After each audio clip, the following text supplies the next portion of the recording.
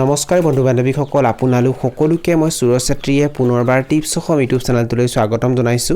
বন্ধু বান্ধৱীসকল এই ভিডিঅটো আপোনালোকৰ বাবে অতি গুৰুত্বপূৰ্ণ হ'বলৈ গৈ আছে কিয়নো এই ভিডিঅটোত মই আপোনালোকক জনাম কুকুৰাৰ বাবে ফ্ৰীতে পোৱা 5টা পুষ্টিযুক্ত খাদ্যৰ বিষয়ে এই ভিডিঅটো আপোনালোকে প্ৰথমৰ পৰা শেষলৈ ভালকৈ চাব আৰু যদি আপোনালোকে এই চেনেলটোত প্ৰথমবাৰ আহিছে তেনেহলে চেনেলটো সাবস্ক্ৰাইব কৰি ওচৰতে থকা বেল ঘণ্টিটো প্ৰেছ কৰি দিব চাওক বন্ধু বান্ধৱীসকল কুকুৰাৰ বাবে যি দানা আহে সেই দানাৰ দাম দিনক দিনে বৃদ্ধি হৈ গৈ আছে যদি আপোনালোকে কুকুৰাবোৰক কেৱল কমাৰ্চিয়েল দানা খুৱাই পোহপাল দিয়ে তেতিয়া আপোনালোকৰ খৰচ বেছিকৈ হৈ যাব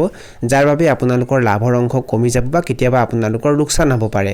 যদি আপোনালোকে লোকেল বা সোণালী কুকুৰা পালন কৰে তেনেহলে লোকেল বা সোণালী কুকুৰাবোৰক আপোনালোকে বাহিৰত মুকলি ঠাইটো এৰি দিব পাৰে এনে কৰিলে কুকুৰাৰ দানাৰ খৰচো কম হ'ব কিয়নো বাহিৰত কুকুৰাবোৰে কীট পতংগ খাই লগতে বিভিন্ন ধৰণৰ ঘাঁহ বন খায় কুকুৰাৰ দানাৰ খৰচ কম কৰাৰ দ্বিতীয়টো উপায় হৈছে কুকুৰাবোৰক আপোনালোকে এনে কিছুমান খাদ্য খাবলৈ দিব লাগিব যি খাদ্য ফ্ৰীতে পোৱা যায় আৰু এই ভিডিঅটোত মই আপোনালোকক সেই খাদ্যসমূহৰ বিষয়ে জনাম আৰু এই খাদ্যসমূহ আপোনালোকে আপোনালোকৰ ঘৰতে বা আপোনালোকৰ ঘৰৰ ওচৰতে অতি সহজতে পাই যাব কুকুৰাৰ বাবে ফ্ৰীতে পোৱা খাদ্যসমূহৰ ভিতৰত 1 নম্বৰ খাদ্যবিধ হৈছে সেউজীয়া শাকপাচলি বা সেউজীয়া শাকপাচলিৰ অংশ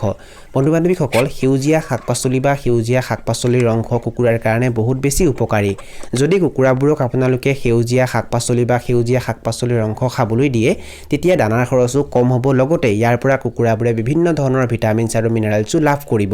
কুকুৰাবোৰক আপোনালোকে সজিনা গছৰ পাত খাবলৈ দিব পাৰে মূলাৰ পাত খাবলৈ দিব পাৰে বন্ধাকবি খাবলৈ দিব পাৰে অমিতা গছৰ পাত খাবলৈ দিব পাৰে নেপিয়াৰ ঘাঁহ খাবলৈ দিব পাৰে আৰু ইয়াৰ উপৰিও যদি আপোনালোকে শাকপাচলিৰ খেতি কৰে তেনেহলে আপোনালোকৰ খেতি পথাৰত যি শাকপাচলি থাকে বা বেয়া হৈ যোৱা যি শাকপাচলি থাকে সেইবোৰ কুকুৰাবোৰক আপোনালোকে খাবলৈ দিব পাৰে সেউজীয়া শাকপাচলি বা সেউজীয়া শাকপাচলিৰ অংশ সৰু সৰুকৈ কাটি যদি আপোনালোকে কুকুৰাবোৰৰ সন্মুখত ৰাখি দিয়ে কুকুৰাবোৰে ভালকৈ খাব কুকুৰাৰ বাবে ফ্ৰীতে পোৱা খাদ্যসমূহৰ ভিতৰত দ্বিতীয় খাদ্যবিধ হৈছে ঘৰৰ পেলনীয়া খাদ্য বা ঘৰৰ ৰৈ যোৱা খাদ্য বন্ধু বান্ধৱীসকল আপোনালোকৰ ঘৰত যি পেলনীয়া খাদ্য থাকে সেয়া ভাতো হ'ব পাৰে বা সেয়া অন্যান্য খাদ্যও হ'ব পাৰে সেয়া আপোনালোকে কুকুৰাবোৰক খাবলৈ দিব পাৰে ঘৰৰ পেলনীয়া খাদ্য বা ঘৰৰ ৰৈ যোৱা খাদ্য খাবলৈ দিলে আপোনালোকে এটা কথা মন কৰিব সেয়া যাতে বেছিকৈ বেয়া হৈ যোৱা খাদ্য নহয় বেছিকৈ বেয়া হৈ যোৱা খাদ্য কুকুৰাবোৰক খাবলৈ দিলে কিন্তু কুকুৰাৰ মাজত বেমাৰ আজাৰ হ'ব পাৰে আপোনালোকে যদি কুকুৰাবোৰক ঘৰৰ পেলনীয়া খাদ্য বা ঘৰৰ ৰৈ যোৱা খাদ্য খাবলৈ দিয়ে তেনেহলে সেই খাদ্যত বেছি তেল মছলা থাকিব নালাগিব লগতে সেই খাদ্য বেছি বেয়া হ'ব নালাগিব কুকুৰাৰ বাবে ফ্ৰীতে পোৱা খাদ্যসমূহৰ ভিতৰত তৃতীয় খাদ্যবিধ হৈছে অজলা আপোনালোকে কম ঠাইতে কৰিব পাৰে আৰু অজলা আপোনালোকে কণী উৎপাদনৰ কাৰণে পোহপাল দিয়া কুকুৰাবোৰকো খাবলৈ দিব পাৰে আৰু মাংস উৎপাদনৰ কাৰণে পোহপাল দিয়া কুকুৰাবোৰকো খাবলৈ দিব পাৰে অজলাক প্ৰটিনৰ ভঁৰাল বুলি কোৱা হয় আৰু কুকুৰাৰ বিকাশৰ বাবে লগতে কুকুৰাৰ কণীৰ উৎপাদন বৃদ্ধি কৰিবৰ বাবে অজলা এবিধ ভাল খাদ্য কুকুৰাৰ বাবে ফ্ৰীতে পোৱা খাদ্যসমূহৰ ভিতৰত 4 নম্বৰ খাদ্যবিধ হৈছে ভাৰ্মি কম্পোষ্টৰ কেঁচু বা পোক চাওক বন্ধু বান্ধৱীসকল এইটো কুকুৰাৰ বাবে অত্যন্ত উপকাৰী এইটো এটা প্ৰটিনৰ ভাল উৎস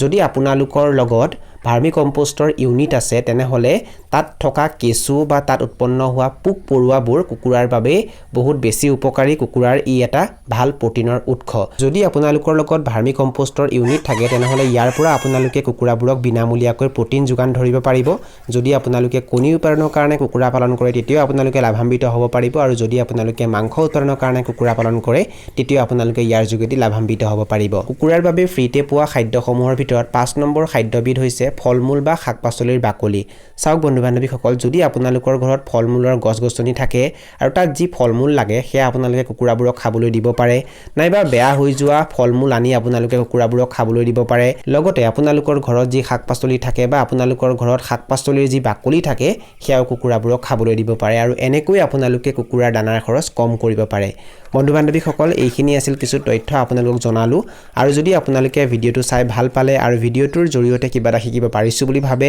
তেনেহলে অনুগ্ৰহ কৰি ভিডিঅটো লাইক কৰি দিব আৰু যিমান পাৰে ভিডিঅটো নিজৰ বন্ধুবৰ্গৰ মাজত আৰু পৰিয়ালবৰ্গৰ মাজত শ্বেয়াৰ কৰি দিব এই ভিডিঅটো এইখিনিতে সামৰণি মাৰিছো ধন্যবাদ